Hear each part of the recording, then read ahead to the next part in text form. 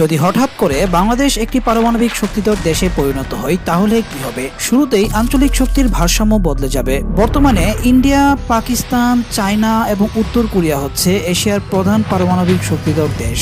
বাংলাদেশ হঠাৎ এই তালিকায় ঢুকে গেলে পুরো অঞ্চলে নতুন টেনশন তৈরি হতে পারে। বিশেষ করে ভারতের সাথে সম্পর্ক আরো সংবেদনশীল হয়ে উঠবে। দ্বিতীয়ত, দেশের নিরাপত্তা অনেক বাড়বে। কেউ সহজে আক্রমণ করার কথা ভাববে না, কারণ পারমাণবিক অস্ত্র মানে মিউচুয়াল ডিস্ট্রাকশনের ভয়। কিন্তু এর সাথে অনেক বড় ঝুঁকিও আছে। একটা ভুল সিদ্ধান্ত বা দুর্ঘটনা পুরো অঞ্চলকে বিপদের মুখে ফেলতে পারে। তৃতীয়ত, পারমাণবিক অস্ত্র দেশের প্রতিরক্ষা শক্তি বাড়াবে, কিন্তু অন্যদিকে নিষেধাজ্ঞা আসার ঝুঁকিও থাকবে। এতে রপ্তানি বা বৈদেশিক বিনিয়োগ সবকিছু ক্ষতিগ্রস্ত হতে পারে। চতুর্থত, United nation, international atomic energy agency এবং বড় পারমাণবিক শক্তিধর দেশগুলো বাংলাদেশকে চাপ দেবে, কারণ পারমাণবিক অস্ত্র ছড়িয়ে পড়া ঠেকানো তাদের প্রধান লক্ষ্য। সবশেষে, সাধারণ মানুষের জীবনে এর সরাসরি প্রভাব কম হলেও দেশের আন্তর্জাতিক ইমেজ, কূটনীতি এবং নিরাপত্তা কৌশল পুরোপুরি বদলে যাবে।